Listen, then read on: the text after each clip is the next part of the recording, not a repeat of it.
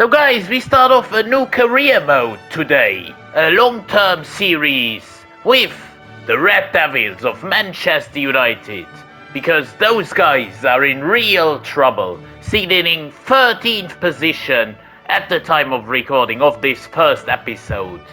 We are stepping in as Rebuild Sombrero to fight the demons at Manchester United and finally give them their first Premier League title since 2013, as well as their first Champions League since 2008. And so in terms of the starting 11, this is a bit of a weird formation. That is of course the Ruben Amorim way. But we will not play that way. We will play the Rebuild Sombrero way. And so we will determine a certain tactic and go on from there. People like Bruno Fernandes, Casemiro, Eriksen are out of position. Certainly Casemiro and Bruno Fernandes. A 5 at the back doesn't really suit my interests either. And yeah, there are talents like Ugarte and Menu, even Garnacho, who is rumored to go away to Napoli, as well as on the GOAT, Anthony, the 24-year-old, is on loan to Real Betis. So either we do the same, we send him out on loan for the first season, or we just right away sell him. There is also a contract situation that needs to be addressed, as Christian Eriksen is one of the players whose contract is expiring. We have Marcus Rashford, who I just probably will want to sell at some point. Jadon Sancho is also still on loan at Chelsea, but he will go there permanently, so we'll also need to sell him. But there are also other players whose contracts are expiring, like Victor Lindelof, Johnny Evans as well. I don't think we need those guys, especially with the tactic that I will want to play. However, the player I'm going to renew the contract with is Amat. He's a big special talent at Manchester United and he gets an important squad role as well, which I am fine with, absolutely.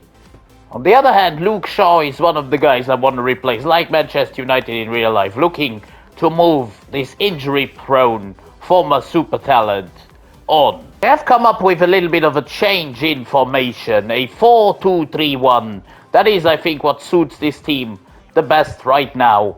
And I'm willing to move Casemiro on, so we will probably need a new CDM. At centre-back, I'm going with Martinez. We have both Maguire and, where is he? Of course, Yoro on the bench. Here he is. So, yeah, that is not bad. We don't need more centre-backs, so Lindelof and Evans can go. Fernandes back in the camp spot. Højlund for now, up top.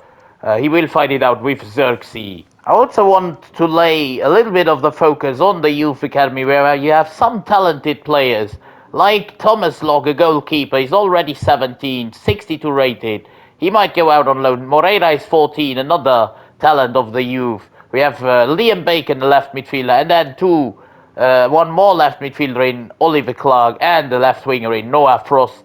All of those still stay here. Maybe Thomas Locke will get promoted to the senior team, and effectively also Bacon, because he's already 17 as well. At the start of this series, we have about 150 million in our budget, which is not too bad.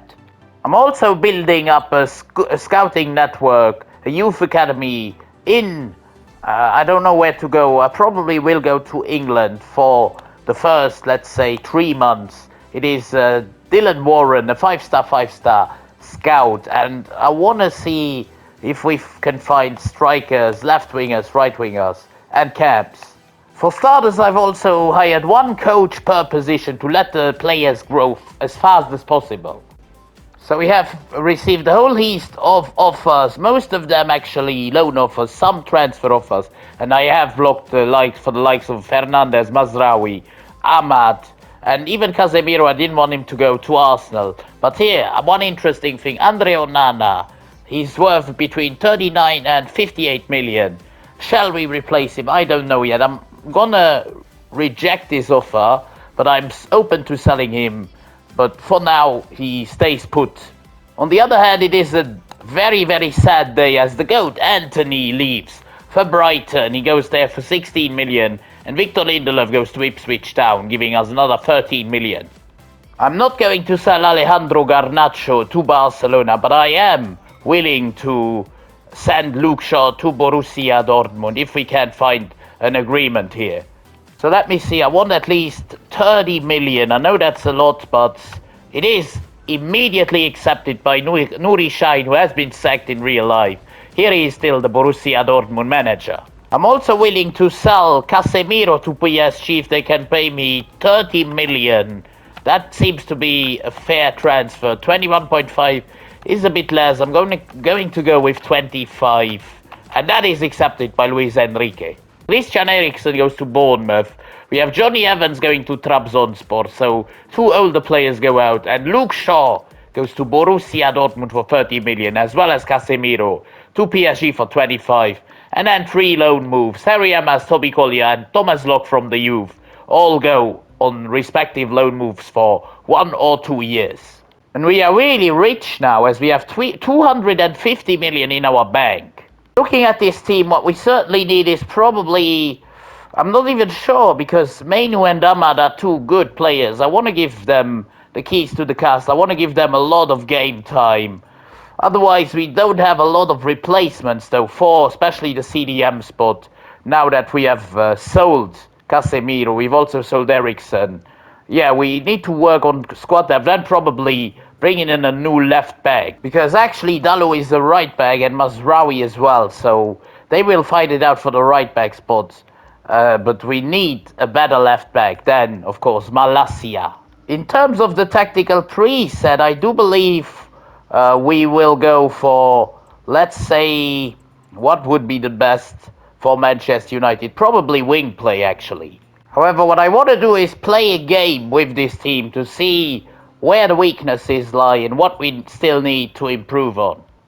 Starting off with an opportunity for Manchester City. This is Valverde. Valverde, they've already bought him. Wow. Great ball by Garnacho into Højlund, who can go away here within 10 minutes. Can he score the first goal of this career mode? Absolutely. Rasmus Højlund up to a flyer after 10 minutes. Here's Rasmus Højlund again. Here he is. That is the man I want to lay my trust in for the start here. This is Amad Diallo. Going inside. Diallo. Good shot, good block. Still Diogo Dalot on the ball. Diogo Dalot. Into Bruno Fernandes, who tries a long shot, but not like that. Careful now as Foden unleashes Grealish. And who plays it into Haaland. This is Erling Haaland who makes it 1-1 in the 42nd minute. And now Manchester City have got a very dangerous free kick on the edge of the box. I'm going to put someone on the line, and that was vital. Otherwise, this free kick would have gone in. Still could, though. Ake rebound and scores. This is Ake. That was more than a rebound. That was a precise shot into the bottom corner. But I think Onana could have done better. Can we still respond here? This is Rasmus Højlund. Rasmus looking for... Who is this? Garnacho, of course. This is Garnacho. Can we find an equalizer here in the Community Shield? No, not like that. And now Man City could completely kill us off with Bernardo Silva into Haaland. But Onana with a vital save, important. That's the game done and dusted. First trophy of the season. We lose to Manchester City in the Community Shield, just like in real life. Hopefully it doesn't mean we'll have as bad as the season as Manchester United do in real life. That will be a valuable lesson. As now we have to watch Kevin De Bruyne lift that first trophy of the season. The Community Shield, probably the lowest rated one of all the trophies, but yeah, City still pick it up. It's still a piece of silverware. And that is how the season starts, watching our City rivals lift a trophy. We have gotten an offer for both Martinez from Manchester City, which I've blocked already, but Harry Maguire, I'm going to reject this offer to Aston Villa. I'm going to sell him probably next season, but for now he's good backup. I have actually found an agreement for a player on left back. Of course, the position we probably need the most rapid improvement in. A player that was linked to Manchester United in real life. I don't know if it's going through still at the end of this window, but yeah. They were, of course, looking at him. He gets 80k per week with a bit of a signing on bonus. Otherwise, I don't want him to run out of the room. He doesn't. He wants a little bit of an improved signing on bonus, a bit of an improved wage. And that is where we seal the first transfer of this Manchester United rebuild series, whatever you want to call it. Going in for Nuno Mendes from PSG, 55 million he cost us. A new left back comes into town. He takes over from Diogo Dalot on that left back spot. Mazraoui at right back for now. Of course, Dalot is also a right back and he's one higher rated. So I'm gonna put him on the bench. Euro for now on the reserves. Malacia also on the bench. Bainda is the backup goalkeeper. I'm not going to attack that position for now. I want to hear your advice about Andre Onana, and I want to give him a little bit more game time as well before deciding on his future. Our first Premier League game of the season is at Old Trafford against Fulham. In real life, I think Man United won 1-0. Let's see what we can do with Mendes at left back. Here's Amad Diallo. Sends Højlund on the way. Is he offside? I don't think he is. 1-0. Man United ahead through Rasmus Højlund. After 16 minutes, nice play, nice goal, 1-0. It's Fernandes into Nuno Mendes. Mendes looking to unleash Garnacho, which he does. Garnacho looking for the reverse pass into Nuno Mendes. What a strike from our left back, with his weak foot as well. We have to re-watch this, absolutely. Just look at the shot by Nuno Mendes. That was unbelievable with his weak foot. 2-0 already. Here goes Rodrigo no, it is Vinicius, but Onana with a vital save. I want to bring on Dalot to see what he's all about for the second half. This is Vinicius turning, but Nuno Mendes defending really well. Into Reed with a ball deep into Onana, who has to make a save after that weak pass out. Here's Garnacho.